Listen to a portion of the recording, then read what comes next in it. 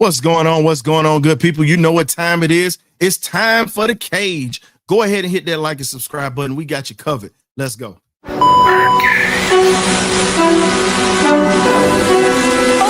y'all, this is it.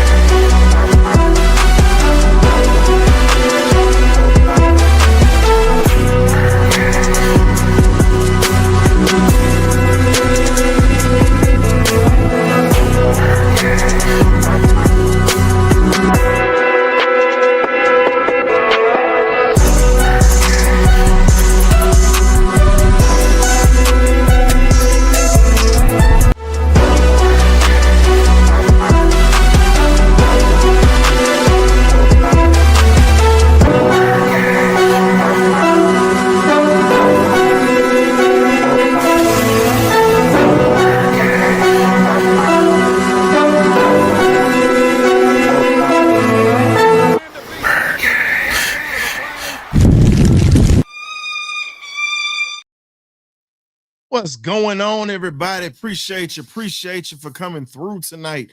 We got a few things that we're going to cover, and we got a lot of things we're going to get to. So without further ado, let me go ahead and bring one of the members of the magnificent BirdCage crew in. We got K-Dub in the building. What it do, K-Dub? What's going on? What's going on, historian? Great to be in the building tonight. Get into this week 4 matchup, going into the Commanders, and ready to get to it. Like I said, get rebounds from last week. Most definitely. After the way that the embarrassment came last week, this is either a week of redemption or another week of humbleness. So at this point, we just have to see some different things. But getting into it or whatnot, we're going to have some folks that are going to tap in with us in a little bit. Man, all I can say is this here. Getting to it, the first thing that we're going to talk about is this. On a podcast the other day, Matt Ryan speaks up, and we had to hear in the media, oh, it's going to be a quarterback competition because of how Penix played. Look, Michael Penix is that guy. Matt Ryan stamped it. I'm going to keep it simple. I'm going to read the quote that Matt Ryan had, and I'm also going to pull that up for you guys. And we're really going to we're not even going to dive into it. It's really just going to be a short, quick topic that I'm going to pull up so you guys can understand this, because Matt is still around the building. He's in the media. So he has a lot to say about what's going on, pretty much when you talk about the quarterback dilemma. So as Matt Ryan put it, sorry about that. What are we doing? Ryan asked the host when suggested Kirk Cousins could compete for a starting role. He had his opportunity. He played last year and showcased what he did. He had his chance. They felt like it was a different thing. Ryan pretty much pointed out that teams jeopardize long-term stability when they waffle at the quarterback position. In other words, ladies and gentlemen, that you don't draft Michael Penix Jr. to be your franchise quarterback.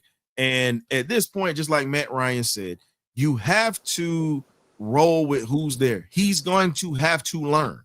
He's in his rookie season technically. He's got to learn. So we've heard this from other shows, and there's no quarterback competition. Michael Penix is the guy.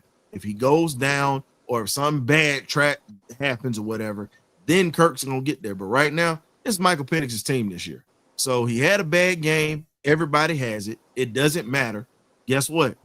Move on. The game is in the can. This is your starting quarterback. We don't even need to get too deep into that. But just wanted to put that out because I saw that on social media. Now, I'm going to bring my fellas in on this one here. We start off 0-2 in the NFC South race at this point, which is not good. Starting off, you had 2 winnable games, and you literally gave Tampa all they could handle, but completely just literally laid an egg against the Panthers. So, K-Dub, in this situation, starting off 0-2 in this division, you have 4 more division games in this season. How likely is it that Atlanta figures this out and gets these 4 wins during this season so we can at least get a division crown and try to get a home game for the playoffs coming up this year? Well, like I said, I have a lot of faith in them. I'm still 110% behind them, even with the embarrassing blemish on our record with the Panthers last week. Like I said, last year, this time of year, we were swag surfing and crunking all as can be right now because Kurt was doing his thing. And what we do, we fumble it down the stretch. It ain't, like I say, it's not how you start this thing, it's how you finish it. If we finish the right way, we get into the playoffs. I said we're going to win this division with 9. I'm on record for saying that. Tampa won this division with 9 wins last year, and I believe we win it with 9 wins this year.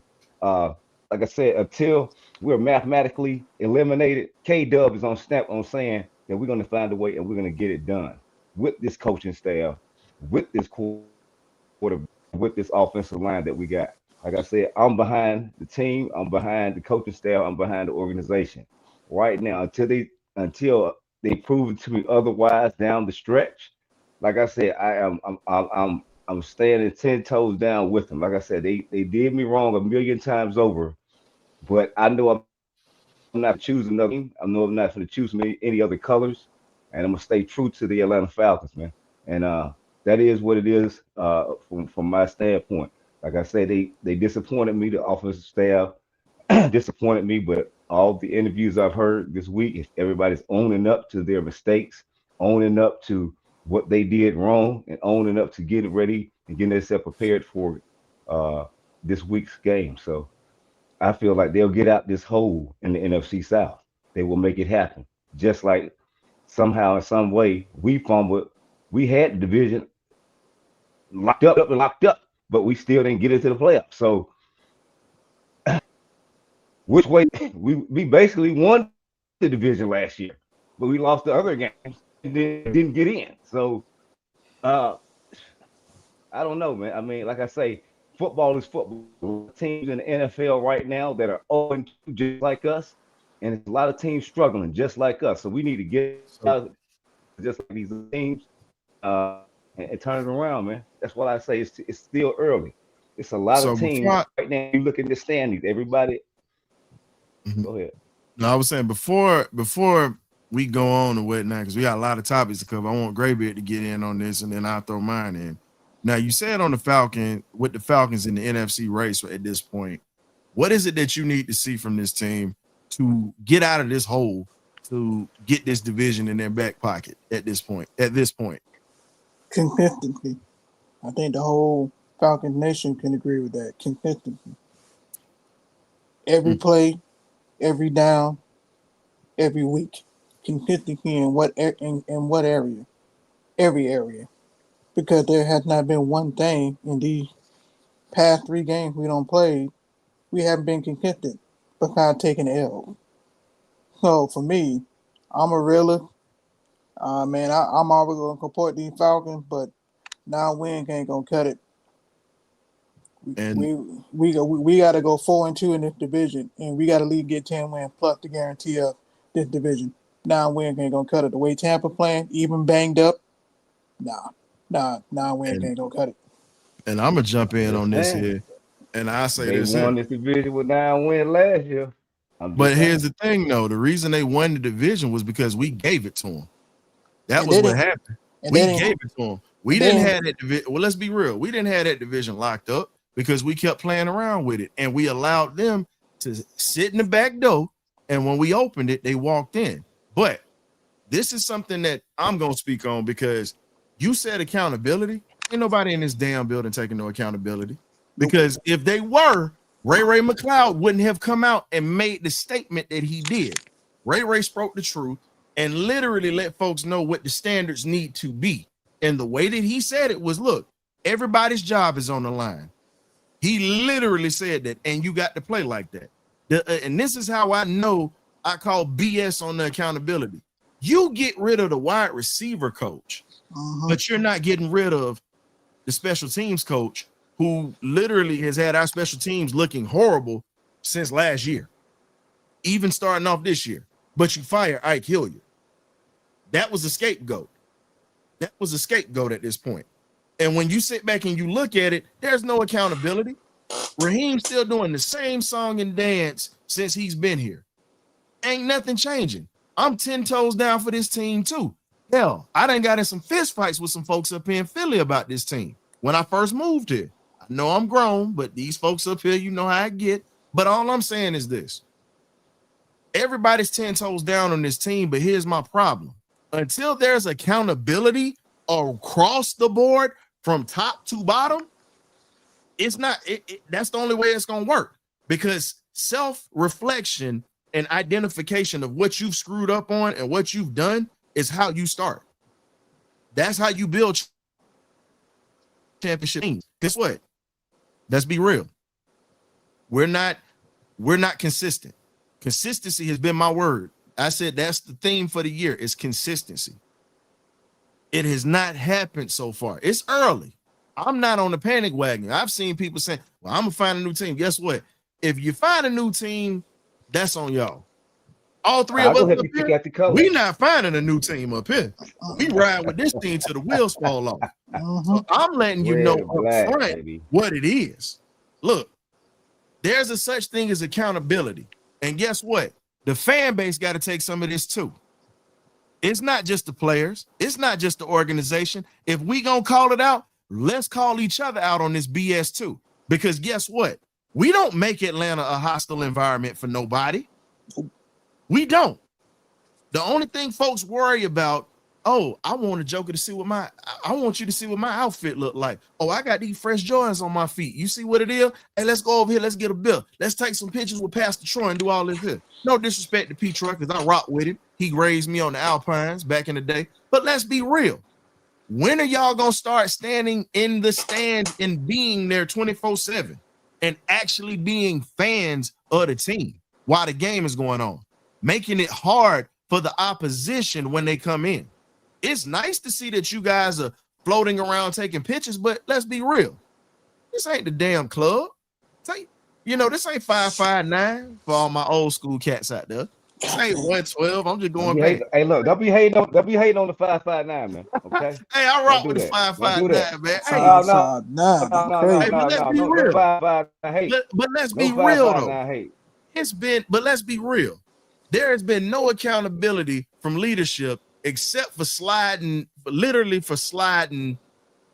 Ike Hilliard out the door. Ike shouldn't have been the one that should have been gone. Yeah, I'm gonna keep that a book. That should have been. If you want to make a statement, the receivers are not producing. But here's the thing: how can you produce when your offensive line can't even hold up in pass protection? Not even that. I mean, besides that, look how long it takes for the play to develop. And let's be real. How can they run their routes when Penix has no time to go through his checkdowns and they can't go through their full routes? That falls on Zach Robinson. Guess what you do? If you see that your O-line is not blocking, shorten up the routes. Start throwing slant routes. Start doing things to beat the blitz. Even if they're running 4 downs, start finding places to put your receivers. That is your job as an offensive coordinator. He has failed. Yeah. And the problem is this. No one wants to hold his feet to the fire at this point. All the fans are, but nobody in that front office holding his feet to the fire at this point. I'm not putting all that on Ike Hilliard. Okay, the receivers struggle. But can we talk about this offensive line coach that's literally putting BS on the field? Can we talk about that in pass pro? He can run. He may be fired next, historian. Shoot, he should have been fired last year. Shoot. He should have been fired last year. I truly believe that there's more to the story with Ike Hilliard. I believe it's something internally. Maybe some of the other receivers, not Ray per se, but another receiver didn't like what Ike was doing or something. I can believe. I'm telling you, man, they had swiftly.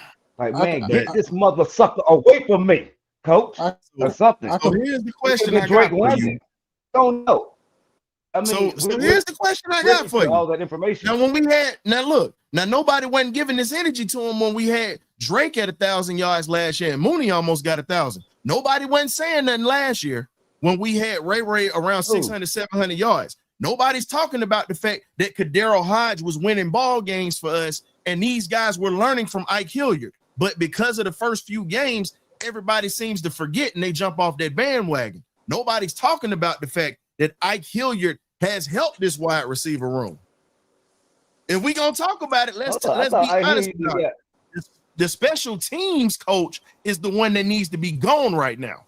That's who needs to be gone. We can't get our kicking situation right. Our punt returning is awful. Yeah, I'm just saying our punt coverage is awful. I want to get KW, you going in and out, bro. I hear you there last year. Yeah, I was there last year, bro. You were here last year. Yeah, he was responsible for these boys getting these numbers like that. I thought he brought him in this year. No, he was here last year. His first year was last year. Raheem brought him in, I think, the year before last? Yeah, Raheem brought him in because we all was saying that we wanted Terrence Mathis to come in last year, if you remember.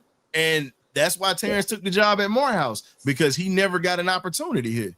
So all I'm saying is you get rid of a guy who not only is an SEC legend and a Louisiana high school legend, he had a solid career as a starter in the NFL.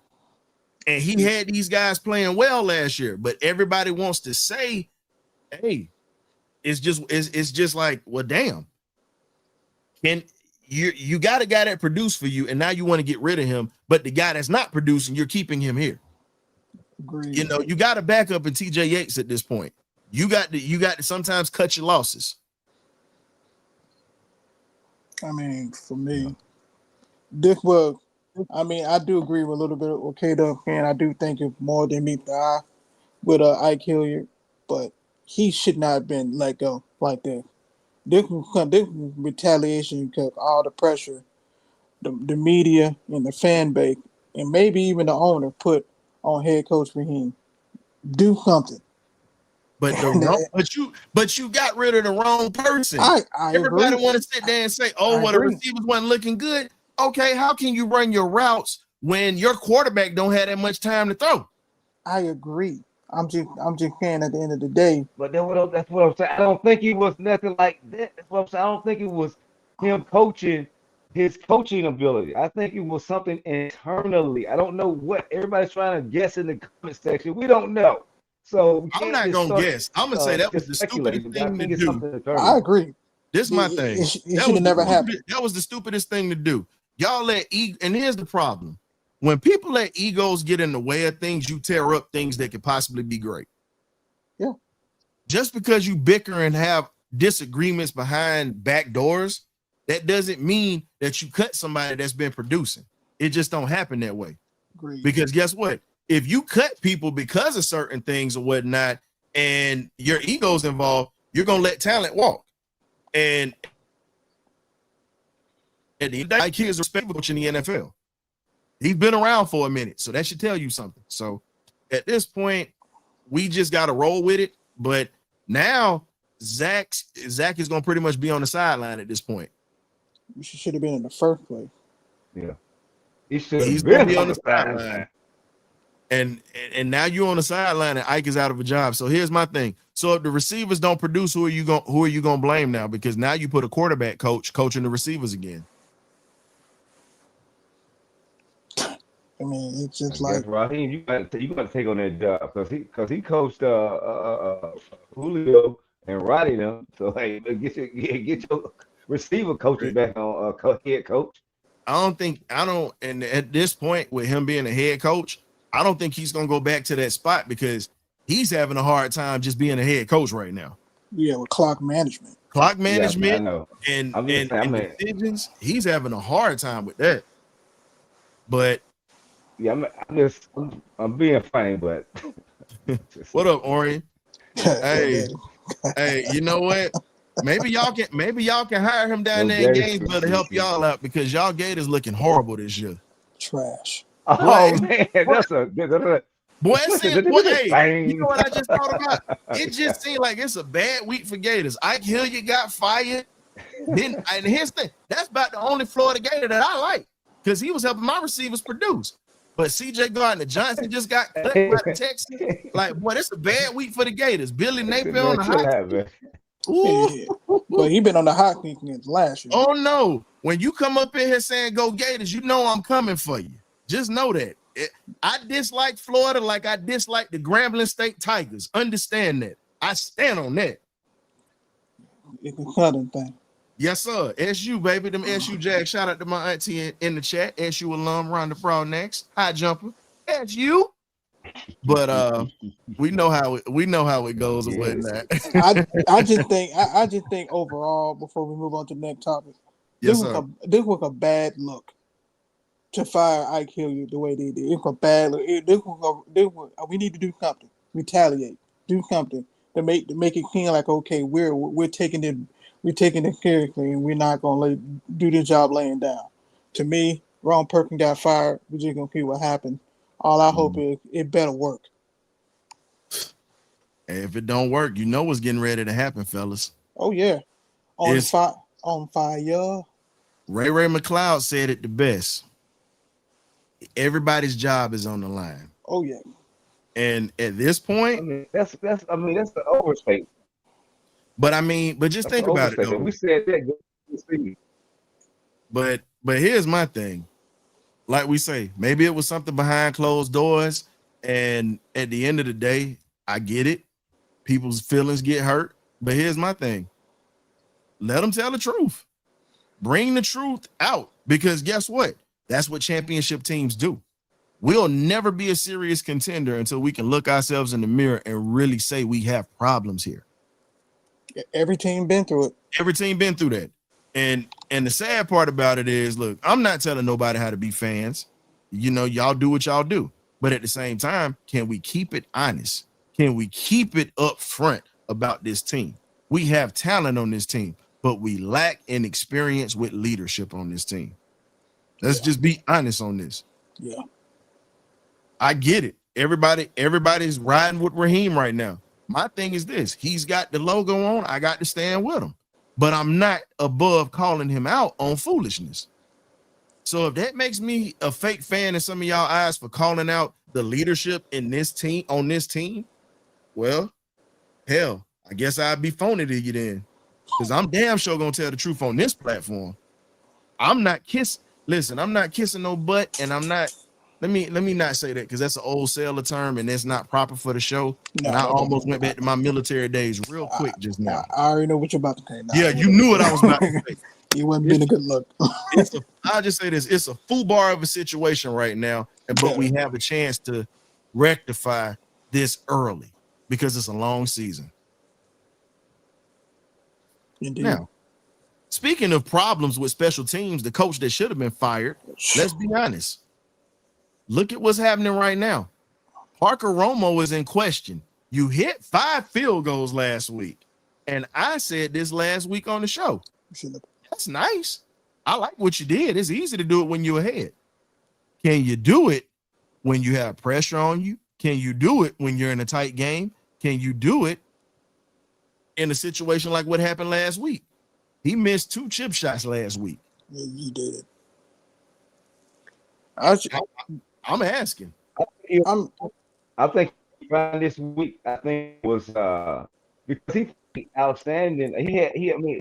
He had some kicks where in Minnesota where it kind of looked like it was going to lean, but he hit it all 5 of them. The key thing with him is he doesn't play well outside. That's no good. So he's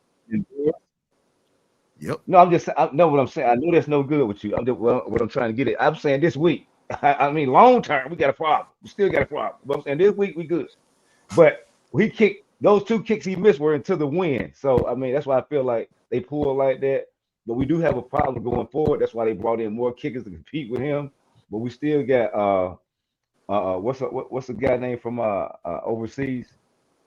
You're talking about Lenny Craig. Yeah, we still got Lenny Craig, but we're getting other kickers. This guy has a problem kicking outside because indoors which he'll be indoors in the Benz this Sunday. I think he'll be fine this week. But when we go back outdoors, we have a major problem. I think part of the problem is this should have been done before game one. Agreed. I mean, this should have been done game one. And then if he kicked 5 for 5 field goal like Historian can, cool. Can you do it the next game? Build that confidence in that consistency. And then I probably would have been like, okay, cool, move on. But the fact of the matter is we cut this man after just 5 field goals, and then the following week he missing 2, then turn cool within later on this week, get picked up by another team. So it makes us look kind of stupid. Well, the Giants having problems with that right now too. That's the reason they took Cool. Yeah, but let's be real. There's a man hanging around Atlanta, Georgia right now in the offseason. I've been clamoring for this the whole offseason. Bring in Rodrigo Blankenship. The man literally was one of the leading kickers in the UFL. Now, this man came back off of injury, serious injury, if I might add. That's the reason the Colts got rid of him. He got hurt. That was the reason why he's playing in the UFL. He was one of the top scorers in the league. He and another kicker. So at this point, it's like this. Bring in Hot Rod. What bad can you do? Local guy for number one. The man is kicked in tough situations. Yeah. And that's going back to his Georgia days. Yeah. I'm just saying. I put a vote out there for confidence for the kickoff. I mean, you bringing in all these kickers. I mean, he over here playing on podcasts and stuff right now, man. Let's get him out here and kick him. It's the offseason for him right now. Why not bring him in and let him play for the Falcons? I'm trying to tell you. Because, man.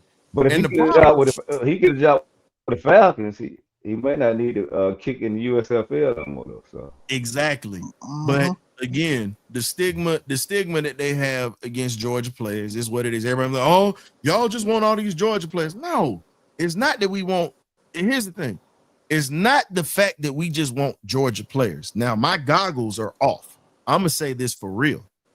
It's the fact that we want players that have been put through a hell of a gauntlet and they were molded and ready for the NFL. They come from a system that produces. If you look at majority of the NFL, they got a dog on that team from Kirby's tenure, and they're all producing. Now, you're going to get your bust here and there. It's just what it is. You're going to get your bust. But when you talk about kickers, when you got a Luke Rosa award-winning kicker, come on, man. Those don't grow on trees. No, they don't. Now, Dallas lucked up and got a soccer player that can hit from 65, 70 yards out. But hey, that's one in a million. Debo! Shout out to Debo Vibes and Miss Savage in the building tonight. Vibes. We got Miss Savage and Debo. She's a 49ers fan. We're gonna see her later this year. She will be coming on the show talking trash. We've already set this up. But shout out to Debo Vibes. Y'all check out Debo Vibes, man. Check out the episodes where he tours the city. If you want something good to eat, he's got a ton of those places that you can tap into around the city. But also, he does a lot of retro throwback relationship advice. Man, check out Debo Vibes, man. Him and his brother and Miss Savage, they doing the damn thing over there. So y'all tune in to those folks over there. Shout out to Debo Vibes. Good podcast, man. Damn good podcast. It's amazing podcast. Just like our boy A1 and Smitty, another great podcast. We see them boys in the chat right now too. Y'all check them out. Midday. Y'all check them out for midday breakdowns for the Falcons. Smitty. A1. So let's get to it. The keys to getting back on track, fellas. The key to getting on track. I mean, there's a lot of keys, but and all of them are correct. You hire Mike McDaniel, Monte Carlo. Mike McDaniel's gonna get fired out of my. I already see that happening. He gonna get fired. He gonna get fired. We bring him in as a coordinator. Yeah, I agree. Oh, where did K-Dub go? He just dropped. He dropped himself. He gonna pop back in. But I think one of the keys there, man, is can we sustain drive? Can we sustain drive? Can we just get a drive like a good 7 or 8 play drive? to get that momentum. That's one. Number two, can we get our young quarterback in rhythm quickly by taking your advice? 2-minute offense. Get him in rhythm. Get him some quick passing, some quick slant to get the confidence up not only with him but with the offensive line and the wide receiver, man. Once we get them in rhythm, man, then we can turn around and get the offense going. And I hope Dak Robinson will pay attention on Monday. You see what Detroit did? We can do the same thing. But I'm here's just the saying, thing.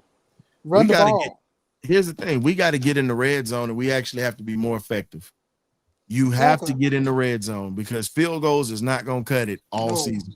You got to get touchdowns. We have yet to throw a touchdown to a receiver or a tight end this year. That's terrible. That's 3 games. The only passing touchdown we got to a running back, that's Bijan. And as I said, here's another problem. Here's another key to getting back on track. Stop trying to make Bijan Robinson Christian McCaffrey. Stop trying to do that.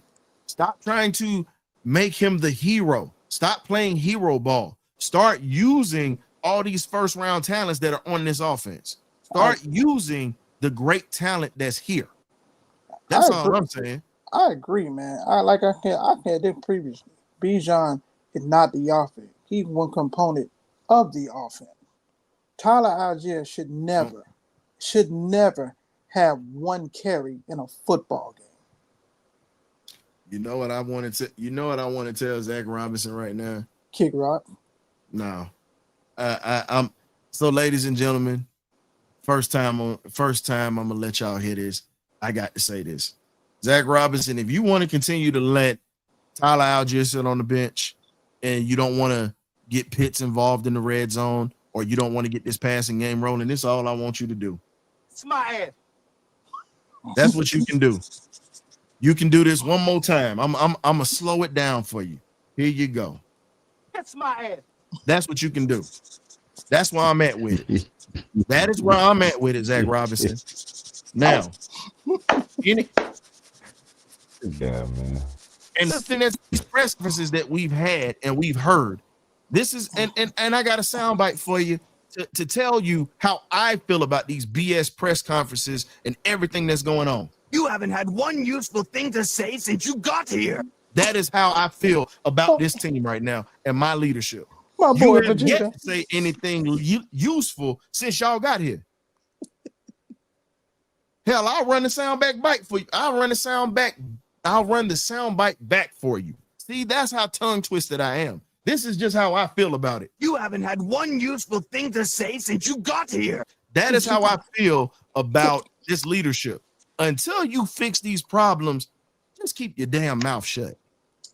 Just keep your mouth shut.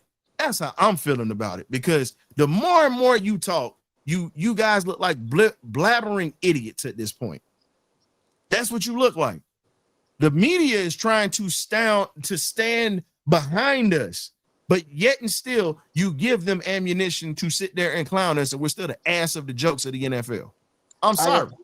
I got to give Dan Orlovsky credit, man. He broke this down, and I really and I don't agree with this man all the time, but the way he broke down what's wrong and what needed to be corrected.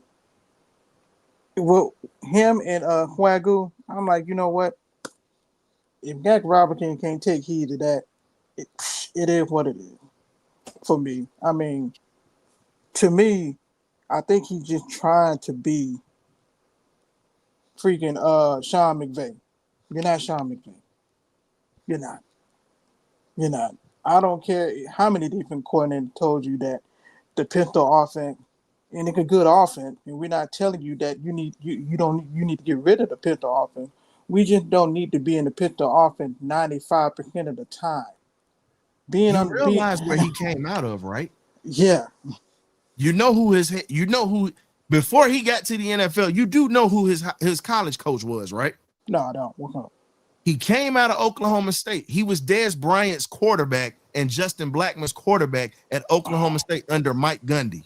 Oh. So that right there should tell you enough when you talk about the mindset of this man off the rip. Oh, Lord. Okay. Now it makes sense. Sorry for Oklahoma State out here, but again, that's one of y'all products. That's one of y'all products. The boy is nutty as a fruitcake. That's how I feel about it. Now, let's get to this next topic we got. So, getting to it, we have to talk about the offensive production and the cohesiveness that's non-existent. We got a couple of topics we covering tonight. So we gonna have the folks in here standing up tonight like they in church. So offensive production. The only thing that we have that's producing, where's number 7? Nobody else. Yeah. There's no existent cohesiveness because nobody else is getting touches and nobody else is getting an opportunity to play. K-Dub, how do you feel about that, sir? Like I think we got a lot of talent on this offense. We have to do a job of coaching, like I stated earlier in the this round. We got to coach better. So to me, utilizing your players to their potential, put them in and put them in places where they can be successful, and that's even if you're using number 7 in space, not trying to run them through those holes and bringing them up through that and let Ty go through those and bust through those gaps. Like I said, and using Cal is that same, have them going striking down, man. Mooney to where they able to help us instead of being a decoy right now. Getting Drake London back effective. So, like I said, you got to utilize all your weapons instead of just number 7. I mean, it's a problem, but we got to fix it. We can only fix it by Sunday. You know what I'm saying? Sunday, we'll see what the results are, and hopefully we have multiple touchdowns by different people, and hope coming down the field and those guys in his ear and actually be able to talk to him instead of on the microphone, on the phone, whatever it may be, or intercom, him up there in the because like I said, you already stated it. Everybody's already stated heads will roll if things don't get care of. I mean, if top down to whoever else is in the way. And like I said, everybody's job is on the line. You just said like 5-10 minutes ago, so everybody knows that. Let's see what happens. Like I said, get away from the long press conferences. You're gonna have to do a press conference because call press conference every week, and you got to talk to Your mic is going you got to talk in. to the media. Hey, K-Dub, your mic's going in and out, bro. Okay. Yeah, it's going All in right. and out. There we go. There you go. Go ahead. Try now. Yeah, I said I don't even lost my train of thought, but basically we're saying all the tools we got in the toolbox, we got to use all of them. So lose all of the weapons and stop and get in the way. Use Bijan in space. Let him be in space. Use Tyler Algier to run those and get through those difficult holes up front. And like I said, Cal out the seam. Every other Cal be running the seam streaking. Just and guys know these to bite in and they'll open the outside for Mooney and Drake London. I just feel like him out to the field should help out, but we'll see if that pays out and proof in the put. Like you stay away from those long-winded interviews that we're having. I believe that those interviews are baited in by the reporters. Keep it short and sweet. Try to pop in and pop back out because you actually sound like a robot right now a little bit, bro. It's back going back and in and out again.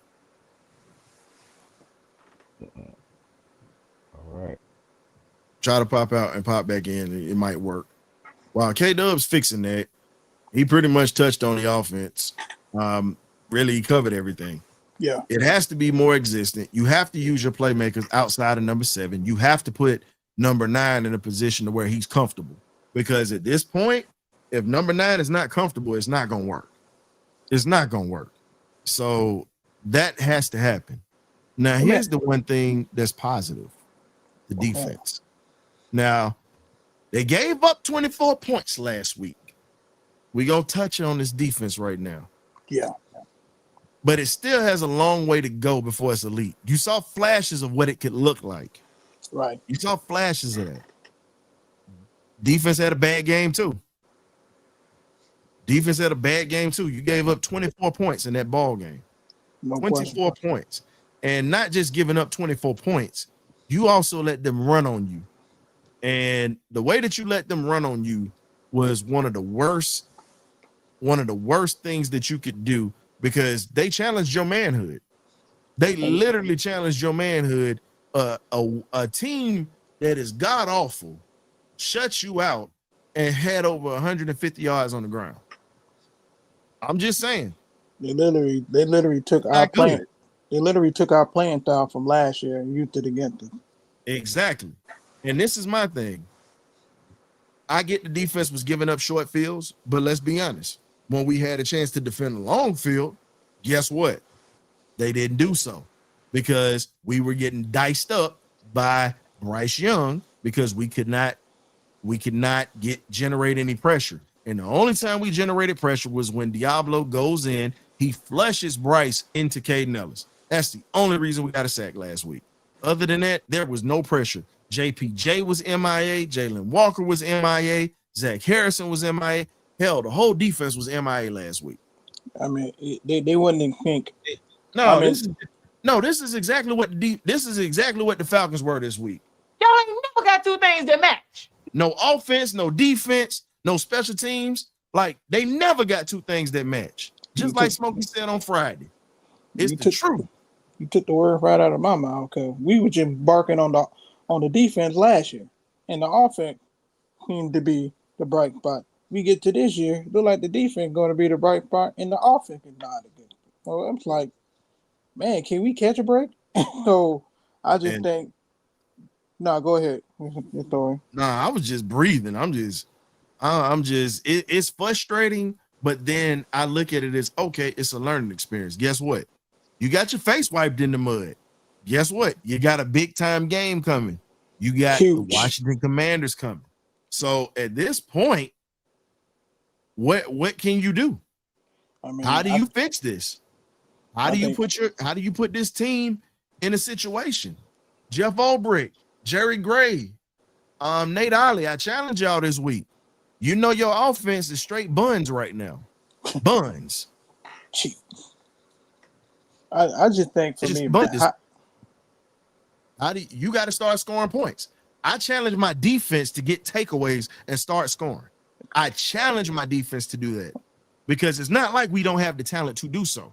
Right now, you got a guy that's struggling in the backfield at quarterback. It's just what it is. We're going to call it a spade a spade. The first 3 games, he has struggled. Now, that running game has been inconsistent, except for the Minnesota game. They ran Bijan into the ground. Carolina knew what they were going to do, and guess what? They stopped it. Yep. Tampa slowed it down. So at this point, Carolina, I need my defense to step up and score. Carolina didn't want we need the defense to score at this point. 0-3. So we were fighting up. And here's the funny part. No, Desmond just signed. They brought him up to the practice squad. They signed him. He finally hit his weight. So now he's still losing weight right now. Desmond Watson's gonna play against Philly. They're gonna activate him. But I can tell you this: when he lose that weight, him and Vita Vea are gonna be a problem. Vita Vea already a problem. I know, but you got 2 of those guys that's like that now. You can't make this up. I mean, I just think it's hard to say, man, because I think with the defense, man, I think the defense can get 3 and out, and I think they can get off the field. It's just that they just gonna look at the offense. It's like, if they're gonna go 3 and out, and we're gonna have to go back on the field. So it's like, okay, we can give you the ball back, but what you gonna do about it? I mean, what you gonna do with the ball once we get the ball back to you? So I still think the offense is gonna hold the key to us winning, because I don't think people understand how important this game is. To be this early in the season, this is a very important game. We cannot go 1-3 going into the bye. We can't. At this point, I'm gonna look at it like this. Look, I'm just, for me, I'm not, and this is no knock on nobody. I'm just not drinking Kool-Aid with my team. I'm not doing it. I'm just a realistic fan. I root for them. I'm gonna tell them when they good. I'm gonna tell them when they bad. But I'm not going to get overly hyped about this. This is my thing. I need consistency. You have to earn that credit with me because let's be real. Been seeing this same story since 1991, and there are some fans that's been seeing it longer than me. But at the same time, I don't have any emotional equity. I'm not like Raheem. I have realistic equity. So if we're gonna talk about it, we're gonna talk about it. I need realistic equity at this point. Yeah. If here's my thing, you have to put this team in a position to where everything flows. There's too much dissension right now amongst this team in that locker room. It is. And it's not flowing. The perfect idea on paper was this team, but the leadership in this team has failed drastically. So far. It's a lot of season left. I'm not going off of last year because it was Raheem's first year, but you have 14 games to fix it.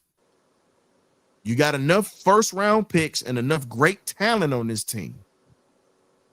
This season, and this is just my opinion on this, I feel as if when we got Jeff Ulbrich on this defense, that was just like giving Roger Troutman the talk box. It just flows naturally. Just, if you want to talk about it for my 80s babies, 70s babies, and folks that love that G-funk music from the West or love that old school R&B, that yeah, the talk box, that's who did it. Stevie Wonder brought it out. He was the first one to bring it out, by the way. But Roger Troutman took it to another level, and then you had T-Pain for the younger generation. But yep. Roger Troutman, literally, it just fit like a glove, folks. Shout out, rest in peace to the legend, by the way. Can I ask you a question? What's happening? For me, my question is, do you want the offense to set the tone, or do you want the defense to set the tone? Defense. Why? Because for number one, offense ain't tough enough. Soft. And yeah, I said it, and I want them to make me regret it, because my thing is, I see one game where you come out playing like Tarzan, the next game you getting bullied, like you getting slapped like a prostitute at a Mississippi Pimp Convention. Literally, you got bullied by a team that you should have been manhandling. They got Rick James. You ain't said nothing but a word, sir. I'm Rick James. I can't let the other word come out. I wanted to. I need the defense to set the tone, because at this point you got a quarterback that's trying to figure his way out. He's in a rookie situation, so I don't have any. I'm not putting expectations on that cat right now. He got to still learn the speed of the game right now, and he has to be able to trust his offensive line to protect him. So he's not absolved of mistakes that he's made, but he's absolved of being a leader on that offense right off the bat right now, because he's still learning. Yeah. You can't expect this man to lead if he doesn't know what he's doing. So I'm not holding his feet to the fire with the leadership spot. We got veterans on this offense that need to be leading and teaching how to lead. I agree. Good explanation. Appreciate it. What you think, man? Who, me? No, I said K-Dub. What you think about Glenn's question, man? Yeah. What do you think, K-Dub? No. Oh, good. Go ahead. What was your question? My question is, who do you want? Who do you want to set the tone, the offense or the defense? I need to set the tone. But like I said, the veterans just lead. Just the threes of the world, man. I mean, these guys, the Onyemadas, this number of years. I mean, I know AJ's hurt, still in the organization. These guys got to step up from the front and put these young guys along. A lot of young rookie starters, and like I said, we guess you got to right the ship, man. You know, it's like any job. You know, guys that been there, young guys, and especially the quarterback, and get these guys leading. And like I said, lead front, man. Show these guys the right way of doing it, making sure that their bodies right. Stop drinking cool, stop reading tea leaves, stop reading prescriptions, because Hey, if we K out there, Dub. we dominate Yo, Washington. Don't get too high, don't get too low. Stay 1 week at a time. hey, K Dub, your mic is still going in and out, fam. Yeah, I catch caught up. part of that, but I couldn't catch the Uh, other half of that. I, I try think I think what he was saying that he I wants the veteran chance. leadership to step up. Nah, it's all good. Shoot, man, it's been many nights that my mic done messed up on here, and y'all done held it down for me. So, Yeah, hey, well, we adjust on the fly here on the Birdcage, man. This done happened to every last one of us up here. yeah, I think I heard. This I ain't think so don't y'all think I'm picking, because they definitely let me know if my mic is jacked up. I appreciate it. It's we family up here. We yeah, just trying to give y'all the best product. So hey, we appreciate you guys for sticking with us, but just slight technical difficulties, because hell, I had them the other day when I was on another podcast, so I get it.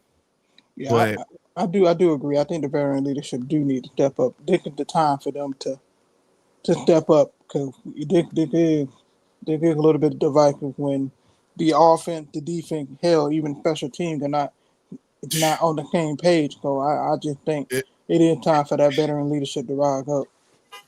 and that's the thing. I just look at it from a standpoint of it has to get better. Yeah, it has to.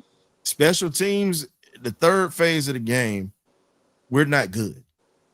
We're not good. Not good at coverage. We've muffed punts. We've missed kicks. We've shanked punts. I mean, our special teams unit is abysmal.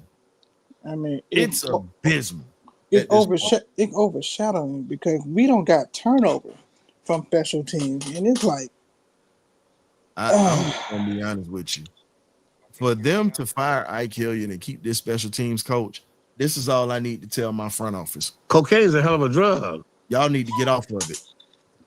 Y'all need to get off of it. I stand on that. Rick James said it best. Cocaine's a hell of a drug. Guess what? I need my front office to get off that cocaine or whatever y'all got up there. Because right now, y'all really look going up here. Y'all a little out there, a little comatose in the way that y'all thinking. Hey, one But- more time, Kato. Can you hear me now? Barely, it's very faint. Faint. But while K-Dub's getting it straight, we gotta get the defense straight, because we see everybody talking about the offense. Every show is talking about offense. Every show is talking about what's that. Here's my thing. Defense has got to be held accountable right now, because that is a little bit better of a unit at this point, and they have to hold it down right now. You think they gave got- up in that game? My bad. Oh, go ahead. No, I'm just saying in that game, in that last game, do you think the defense should give up and be like, look, man, we about to take the L?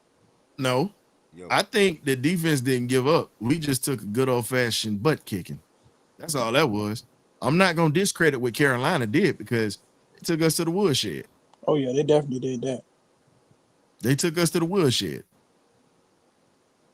Man, you ain't lying. Mr. Smith, you hit it right on the You head right ain't there. you ain't lying. Definitely ain't lying about that. Facts. And here's the other thing, and I got to throw this out. The defense has to prepare for two different quarterbacks, not just one. Because guess what? JD5 was practicing. He's practicing right now. He could possibly put on a knee brace. And for some reason, you got Marcus Mariota coming back too. So you have to plan for both of those quarterbacks I at this agree. point. And the thing is, when you prepare for both of those quarterbacks, let's be honest, you're really not going to find out who's going to play until Sunday, Yeah. no matter what it said in the paper. So you have to prepare for both of those quarterbacks. No doubt. That's pretty much what you have to do. and we cannot play with a short field this week. Our offense at least has to put us in our special teams at least has to give us a longer field to defend. From punt coverage to kick coverage, we cannot give up good field positioning. Because if our offense is struggling, if they have to march down the field and our defense has a longer field to cover, we have the least amount of mistakes, that a lower percentage of mistakes that we will make if we have a longer field to defend. We have a chance to be able to make a mistake and make it up. But with a short field, you have to be damn near perfect. And that's something that we can't do because we're not consistent. Which quarterback would you be more afraid to play this week? I actually think Mariota. Mariota. Man, you sound so much better.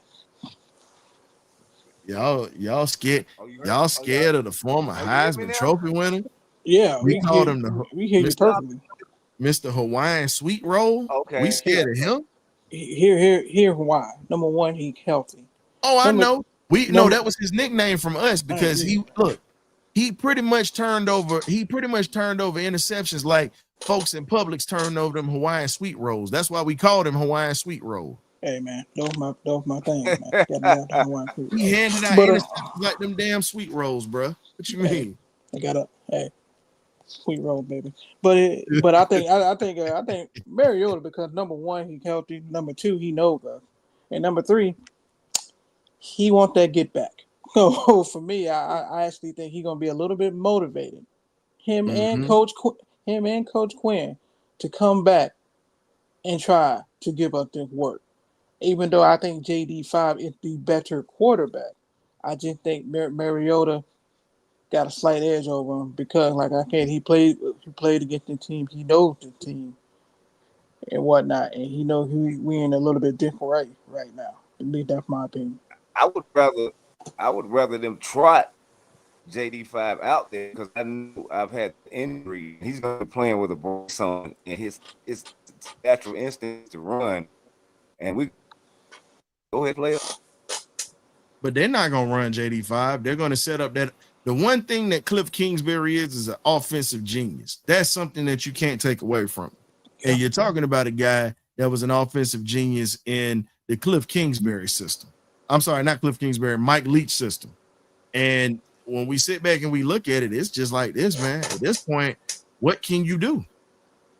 You have a guy that understands how to make adjustments. This man understands how to run an offense. And now he's got a quarterback, a real quarterback. And the crazy part about it is we're not going to see Terry McLaurin. We're not going to see Cooksey, the backup running back who pretty much is starting for the gentleman who just got hurt. We're not going to see those guys.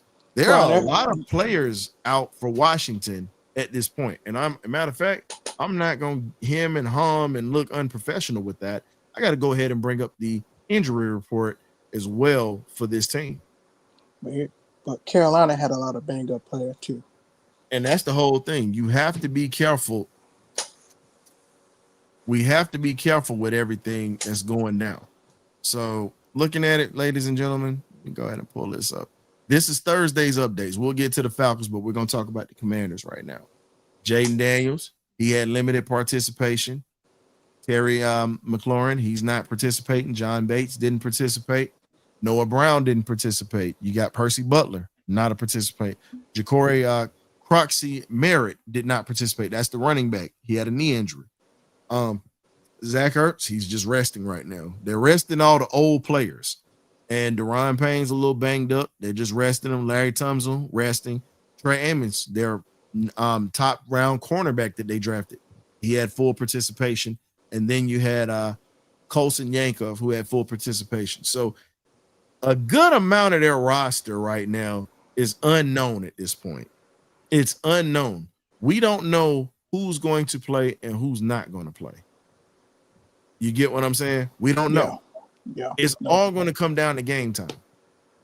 So I see about six key members of that team. 6. A few on defense, and I see about 3 or 4 of them on offense. Let's be honest. We have no excuse not to beat these dudes. and we at home.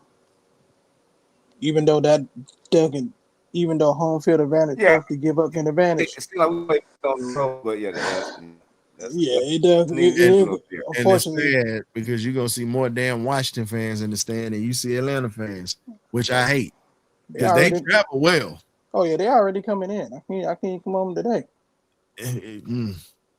But here's the thing. This is what I mean when I said we got to take over our house and make it a hostile environment. You have to in this game. The division, but we represent well in that Tampa Bay, but we'll see if the fair But, weather us out there if they'll show up this Sunday or not. but K-Dub, they always show out on opening night. Everybody shows up on opening day, unless we going back to the June Jones days. But But that's what I'm everybody, trying. everybody That's what show I'm up on that saying. opening day. Shoot. Don't see it this Sunday. That's what I'm saying. I will be there. I will be live to testament how many people that put up. That Dirty Bird. This my thing.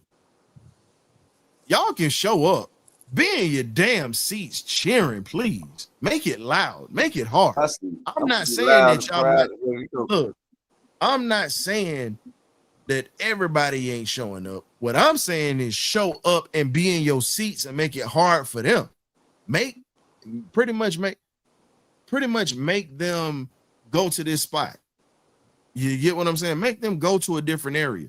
No, we're not dropping the link, man. Not today. We not doing no complaining today. We're not dropping the link. We're trying to get through all these topics. That must be Will. Yeah. No, you got the pregame. Hey, you got the pregame meal to do that, man. I'll let you do that on the pregame meal. But today, no, we trying to get through these topics. That's our guy, Pink Slip Will. He ready to fight everybody today. Oh, do you think you're gonna come down to even winning the coin toss? I mean that's the way I feel about this game. I mean, honestly and truthfully. Oh, damn. I had to throw Jerome and Rome in there. Because when you said win the coin toss, come on, man. The coin toss. Hey, I'm putting everything out there, man. The way you see how this is. Hey, I'm looking at all the angles. Like I've been there a lot of time, and I get focused, man. I mean, when you've been in there a lot of time, I know what's in the stadium. I just go to my seat and get locked in, and get ready to go, man. I'll be ready to go. Yeah, but then them same folks sit around. Literally, let's be real. Them same folks sit around and complain that the team ain't playing well. Oh, well, ain't nobody helping that. Ain't nobody doing this. Well, what are you doing? Are you making it loud for the other team so they can have false starts, penalties, and things of that sort? Are we doing that? Yeah. I mean, if we gonna hold folks accountable, we holding everybody feet to the fire. You got to come out that thing hoarse, man. You got to come out that thing. We almost talk at work. Go back to the Dallas game when we did the party line. I was hoarse. That's what I'm trying to get at, man. I mean, looking at me crazy, man. I be dialed in. We didn't pay money to be ticket to be playing around. I'm here to support. I ain't here to play. Yeah. Well, for sure, man. I mean, that's just how I feel. I mean, I feel like it's more of a party. That's what it's turned into. I feel like they made the stadium very nice, actually a little bit too nice. You know, it's still made for football. They made it an entertainment center, and we're paying the dividends of it, and that's why you can't get these guys, focus in and actually root the team on, because they have so many things that you're to not rooting for the team. Even during the game, you give out so many T-shirts and stuff. Man, don't give out no T-shirts. Let's for the team. Don't give me. Let me come in here and root the team. I want y'all to give me a win. That's what I want y'all to give me. I mean, that's just my opinion. They can keep the flags. I got about 1,000 of them flags. They not every home game. I'm just saying. That's just my opinion. I'm sorry. Well, you ain't gotta apologize for your opinion, and this is just my thing. Some folks get mad when you say it, but here's my thing. And I just say it. I've heard some BS from the media. I've heard a lot of stuff that went down. Here's my thing. We have freedom of speech in this country. But when it comes to some sports takes, with some of these folks that we watched on television, some of y'all need to use freedom of silence. All right, Lane. Some of y'all need to use freedom of silence.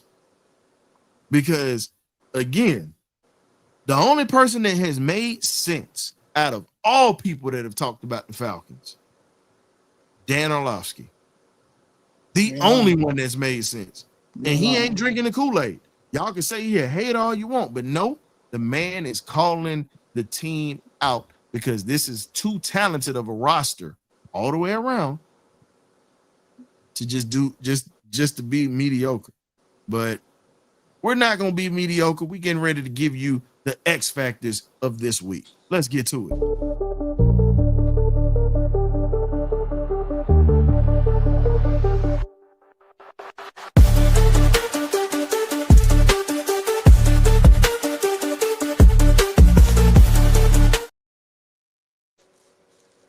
All right, fellas, let's get to it. We got the X factors for this week. Let's start this thing off. I'm going to give it to you raw. My X factor is this whole defense. They have to show up. They have to show up. If they don't show up, we lose this ball game. Period. You gave up 24 points last week. My challenge to my defense being one of my X factors, you pretty much have to shut these dudes down. Oh, yeah. Period. You got to shut them down or limit their possessions by getting off the field on third down. Offensively, I'm going to throw something out for you. My X factor for this offense, I'm going to go with Old Faithful, Jake Matthews. Okay. He got his ass whooped last week. Yeah, he did. Badly. My challenge is this. What we have to do in this ball game coming up this week, you really have to be able to protect Michael Penix on his side that he can see, on his left side. You have to. You and Bergeron have to. But you have to step up because you're the veteran. You're the guy that's the old man. You should have seen. You know every trick in the book going against some of the best D linemen in this league that are going to possibly be Hall of Famers one day. You're being held accountable. So my X factors are Jake Matthews and the whole Falcons defense. What you got? For me, go ahead. No, you go ahead, Gravy. Nah, my X factor, one of them gonna be Temple. Raheem Morgan. You're gonna be my X factor. I need you to be better at the clock management. I need you to be consistent, holding this team accountable. Special team. You're gonna be my next X factor. I need them to perform when called upon, whether it's punting, extra point, field goal, kickoff coverage, kickoff return coverage. I just need them to perform consistently. If we can do that, we got a shot, and we should walk away with this dub. Those are my X factor. Shout out to 95 North Falcon Sports Talk. Shout out to Berto doing his thing out there. Berto, what you got? My actors are on that defense is captain JB3, man. Hold it down that back end, leave front, and I guess the rest of those guys will follow, especially the young guys. You know, somebody doing it the right way, they'll easily follow. And offensive X factor is the whole wide receiving core. Okay. Let's go out. Man. You guys got your coach fired. So what you gonna do next? Let's go. So like I say, show up and show out, man. And those are my X factors for this week. I like So, that.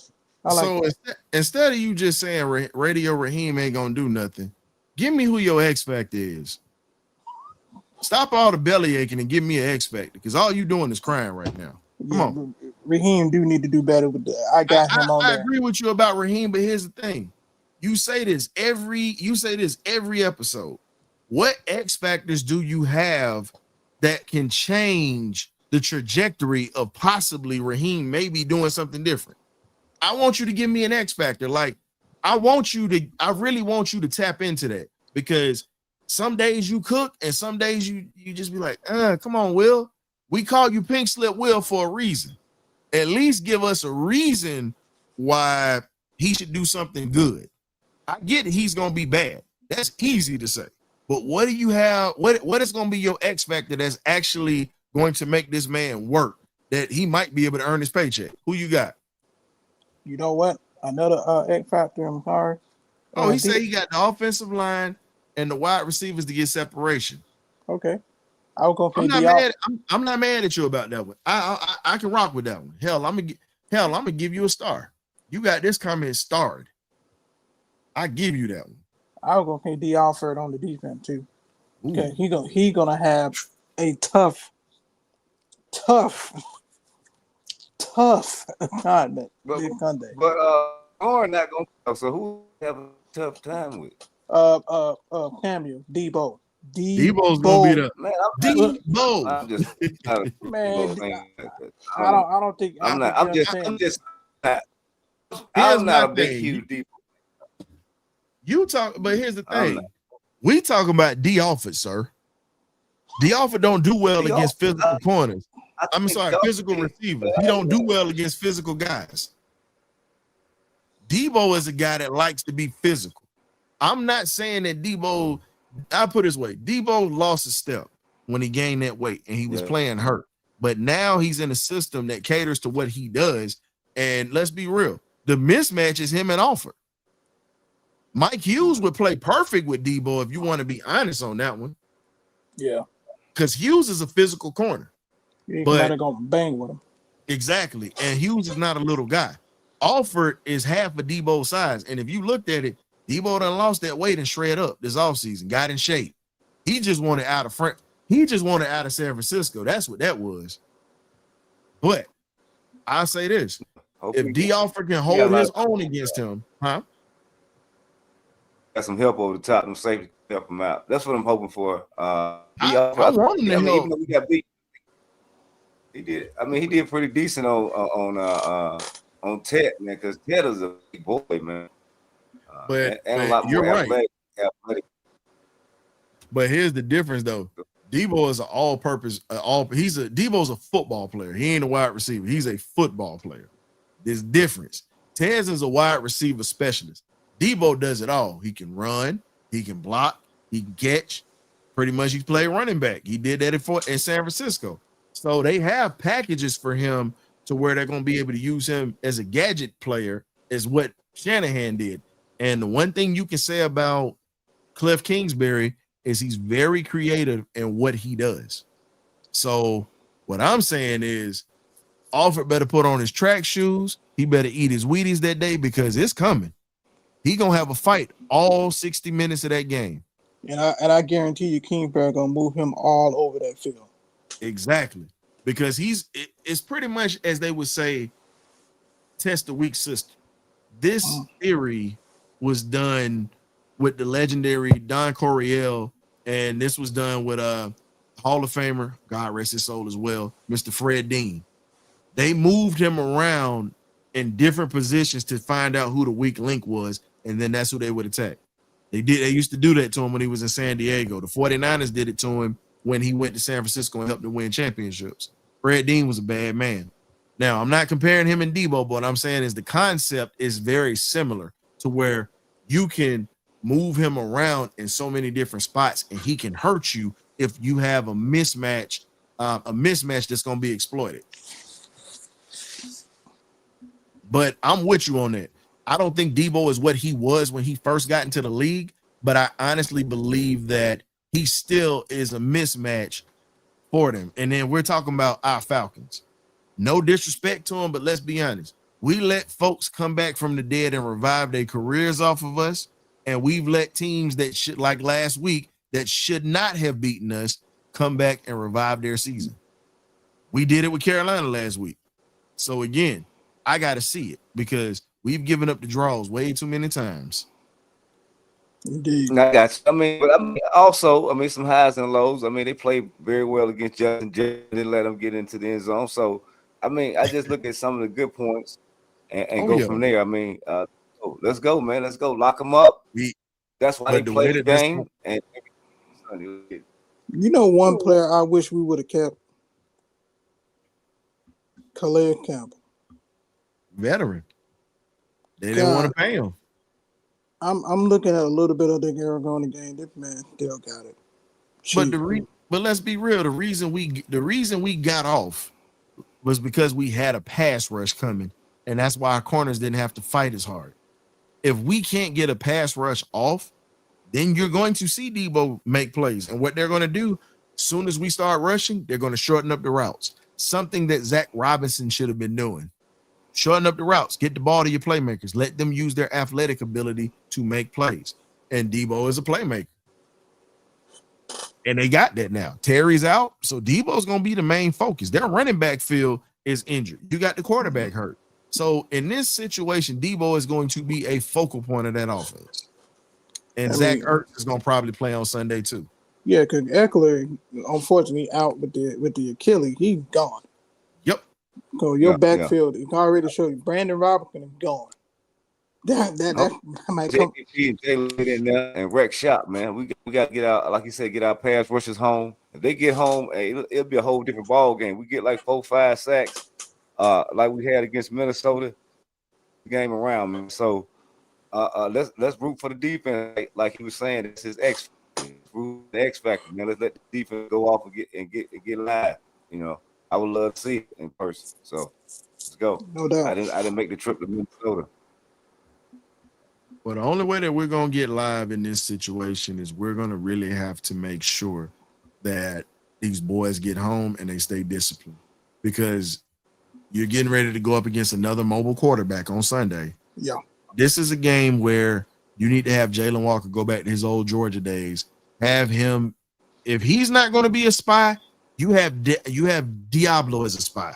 Yeah. Either one of them have to be a spy. But you have to take the gag off of JPJ and let that boy go hunt. Him and Zach Harrison. You have to let those guys go hunt. Go. Definitely agree with that. And Brandon Dorley, you got to let him hunt. So, in other words, this is just what it is. Shout out to A1 Forever Sports. Him and my man Smitty doing their thing over there. StreamYard is being StreamYard, as y'all can see. But I'll say this, and this is how we're going to wrap this thing up. All right. We have to really understand that this is going to be a 60-minute fight. Oh, yeah. A 60-minute fight. And if we're not going to fight for 60 minutes, we are not going to win this ball game. We're not going to win this ball game if we don't fight like hell for 60 minutes. The defense has to set the tone.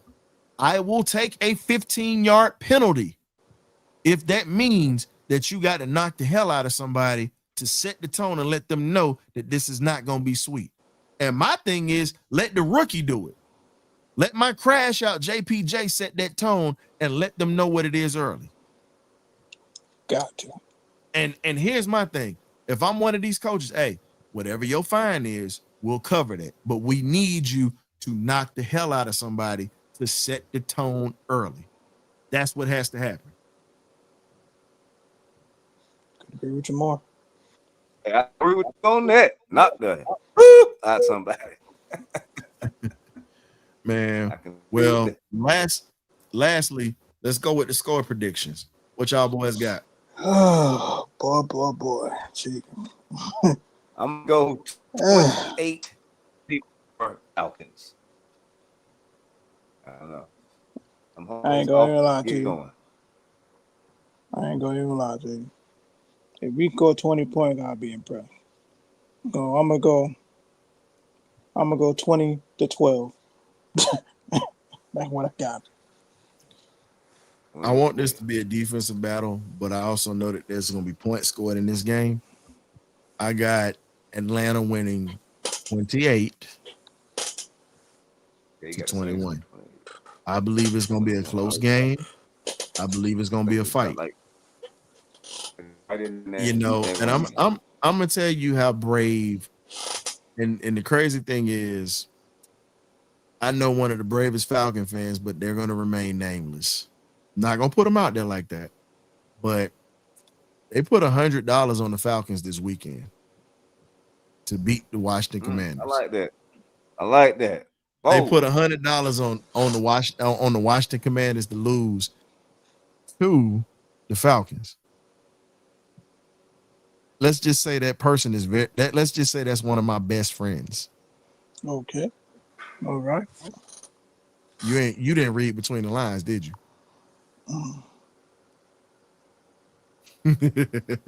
I didn't. I ain't gonna lie to you. I ain't gonna even lie to you. I didn't. You gotta read between the lines. Wow. Wow. Okay. Hey man. Okay. That's how you know. Look, that's how you know it's a different year when you got folks that bet on the Falcons. But okay. And lastly, I stopped betting years ago. I guess, but I stopped. Yeah. Years ago. Yeah. You know, yeah. When you've had your heart broken many times, but for some reason, you know, my buddies say, "Hey, I got a good feeling about this one this week." After they got embarrassed, I think they're gonna give Washington hell. But I'll say this to wrap this thing up, man. What you got? For you Alabama fans out here that are watching, you knew this was coming. We got to see them Saturday. So I'm switching it up real quick. Here you go. I've had to hear and endure all the trash talk from last year, rightfully so. Oh yeah, y'all beat us. It's what it is. Mm-hmm. Leave it alone. Kangaroo Black was supposed to come on the show tonight, but I guess he had some prior engagements. It's cool. He's an Alabama fan and a Washington Commanders fan, ironically. So we were trying to get him on. Didn't happen. But I'm gonna say this here. But you Alabama fans that's out here, y'all have all rights to sell out and talk. Y'all got it. Y'all are 1-6 versus Kirby. Y'all literally have figured out Kirby's style of play. I get it. I understand it. But I'll tell you just like this. Y'all got to line it up Saturday. Line it up. Y'all come to our house. Y'all into our house since Kirby was your defensive coordinator. You've beaten Kirby. Well, and I don't want to hear the mess. Oh, well, we beat y'all in Atlanta. That's y'all home field. No. Y'all spent more time in Atlanta than we did, to be honest. Fact. For the SEC championship. Y'all did. Y'all have a great program. Y'all are a blue blood. Y'all have 18 national championships. You have 18. Nobody can challenge that right now. But when you sit back and you come back, the bull to win. It's so dogs can go to hell. And I stand on that. We gonna put our foot so far up, we getting ready to take this. Y'all got to come to Athens, dog. It's go dogs, and I don't give a piss about them stinking elephants. Go to hell. Go dogs, and y'all can kick rocks after we put our foot between your hip pockets. That's where I stand with it. The hell with Alabama. Y'all can tap in if you want. You damn right. Go down forever. That's it. I'm leaving it alone. No, I'm tired of them talking this mess. I just need Kirby to handle business at home. Okay. I've been hearing it all week too. Like, y'all talking? They talking a whole lot. I wasn't even saying that. They just talking. We are not Wisconsin. We ain't Wisconsin. So, I understand that y'all have beaten us, but understand this. We went into a hostile environment, and y'all can say Tennessee ain't y'all, but let's be real. Tennessee lost to us. They didn't lose to an ACC opponent this year. Y'all did. Ouch. Embarrassed by Florida State, a team that y'all said y'all was going to handle, but their quarterback stood on business. Called y'all out during the freaking media day. Hey, look, and then And stood on look, when they played up there, when they played against Florida State, it was muddy and messy out there. It's gonna be muddy and out there in that red. Let's go, dogs. Yes, sir. Go Be back dogs. nasty again. We appreciate So y'all for coming through tonight, ladies and gentlemen. For all you Alabama fans that are Falcon fans, I hate y'all suckers on Saturday, but I love you on Sunday. I love y'all on Sunday, but on Saturday, hey man, I ain't got no love for you, especially this Saturday. Nothing but my behind the kill. I just need y'all to go ahead and get ready for war. That's all I need y'all to do, because we coming just like my man Barrington Levy did in Shine's Bad Boys. Just pretty much we coming like that. So it is what it is, y'all. Much love. Appreciate y'all for coming through. Hey, y'all check in with the pregame meal Sunday, 12 o'clock. It's open for fans. That's meant for you guys to come in and talk. William Amy, bring your ass, because I know you're going to be there to talk trash about Raheem before the game. So I'm definitely going to watch the game. That's the space that you can do it. And also check out the halftime report, and also check out the post-game show, the Party Line or Benediction post-game show. We'll find out if we're going to be partying or if we're going to be praying and bringing our problems to the altar after Sunday. Y'all be blessed. We love y'all, and we'll catch y'all next time. We out. Ghost. Go.